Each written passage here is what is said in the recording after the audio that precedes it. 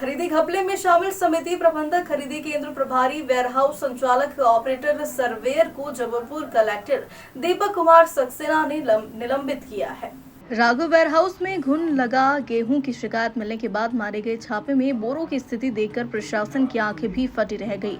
Non FAQ गेहूं की भारी मात्रा में मिलावट के बावजूद भी 456 करोड़ के भुगतान हो जाने से विभागीय अधिकारियों में जबलपुर से लेकर भोपाल तक हड़कंप मचा है। मौके पर विधायक वर्गीय नीरज सिंह भी प्रशासनिक कार्रवाई के समय मौजूद रहे हैं। निरीक्षण के दौरान पुराना, घुना हुआ और नॉन फैक गेहूं स्टैक्स लगाकर भंडारित किया जाना पाया गया है। उक्त गेहूं सूखा भरतपुर सहकारी समिति द्वारा समर्थन मूल्य पर कथित किसानों से खरीदा है। प्राथमिक जांच में कुल 13 स्टैक्स में से 2 स्टैक्स में अंदर की लेयर में पुराना, घुना हुआ और नॉन एफएक्यू गेहूं पाया गया है। अन्य स्टैक्स में भी खराब गेहूं भंडारित होने की आशंका है। क्या मामला है? सरकारी गेहूं का विभाजन चल रहा है। लगभग अंतिम पड़ाव में खरीदी चल रही। शिकायतें निरंतर राघव वेयरहाउस में वो सूखा भरतपुर समिति जो यहाँ पर उस वेयरहाउस में खरीदी कर रही है, निरंतर शिकायतें किसानों से मिल रही थी कि पैसे भी यहाँ लिए जाते हैं ज़्यादा, 1 क्विंटल में लगभग 1 किलो कम इनका गेहूँ चढ़ाया जाता है। उसके अलावा ये भी शिकायत मिल रही थी कि अन्य जगहों से खराब क्वालिटी का गेहूँ यहाँ रखा जा रहा है। उसी के तहत और भी वेयरहाउसों में आज जाना हुआ है। लगभग ये तीसरा वेयरहाउस था जहाँ एक आकस्मिक जांच करने के लिए हम पहुँचे, देखने के लिए पहुँचे। इस वेयरहाउस में जब देखा गया तो अंदर जो स्टैक रखे हुए हैं, जिस स्टैक को वेयरहाउसिंग के कर्मचारियों ने पास किया, जिसको समिति के ऑपरेटर, समिति खरीदी केंद्र प्रभारी और समिति के अन्य लोगों के द्वारा पास करके जो अंदर स्टैक हुआ था माल, उसमें जब हम लोगों ने ऊपर चढ़कर स्टैक में देखा तो बीचों बीच दबा के सबसे खराब, सड़ा हुआ, घुना हुआ, घटिया गेहूँ रखा था। और इसमें मुझे ऐसा लगता है कि वेयरहाउस के जो मालिक हैं वो भी संलिप्त हैं और पूरा सरकारी तंत्र इस पूरे काम में शामिल है। बहुत बड़े स्तर पर ये गड़बड़ी चल रही है। शिकायतें ऐसे ही किसान के द्वारा नहीं की जा रही। आज जब किसानों की शिकायत पर यहाँ आके किसान के समक्ष जांच की गई, देखा गया, जो उन्होंने आरोप लगाए थे वो सारे आरोप सत्य पाए गए। इन सारी बातों से प्रशासन को अवगत करा दिया गया है। माननीय कलेक्टर महोदय, माननीय एसडीएम महोदय, तहसीलदार, उनकी सारी टीम हो और अभी अधिकारी भी सब आने वाले।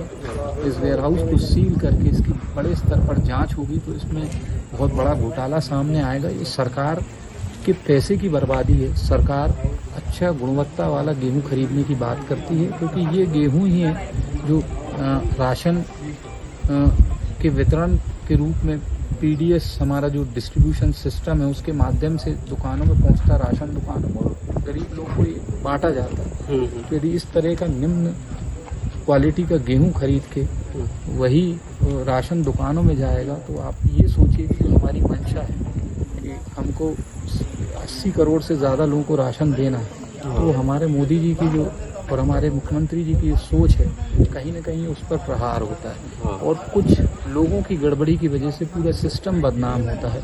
ये सब वेयरहाउसों में इस तरह के काम नहीं होते हैं, सब समितियों में भी इस तरह के काम नहीं होते हैं। तो प्रशासन से आग्रह रहेगा कि चाहे वो ऑपरेटर हों, चाहे खरीदी केंद्र प्रभारी हों, चाहे इसमें फूड डिपार्टमेंट हो, नोडल ऑफिसर हो, जो भी लोग ड्यूटी खरीदी उपार्जन में लगी है, गेहूँ के उपार्जन में, उन सब पे कठोर से कठोर कार्रवाई की।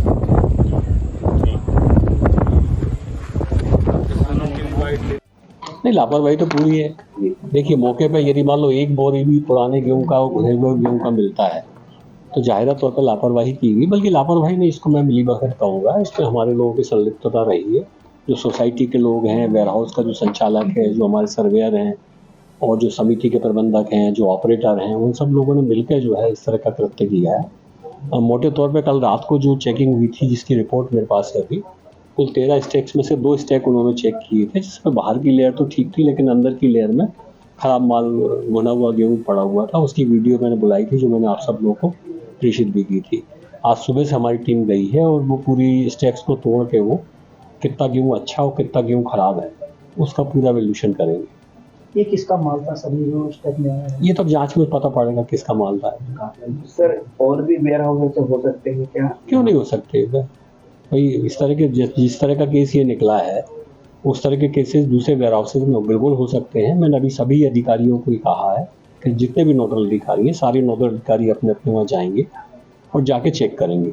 बेसिक चीज़ आप इसको जो आपको समझ में आएगा वो ये कि जितनी बोरियां खराब हैं इन सारी बोरियों पर टैग लगाओगे ताकि ये पता पड़ सके कि किस किसान का है।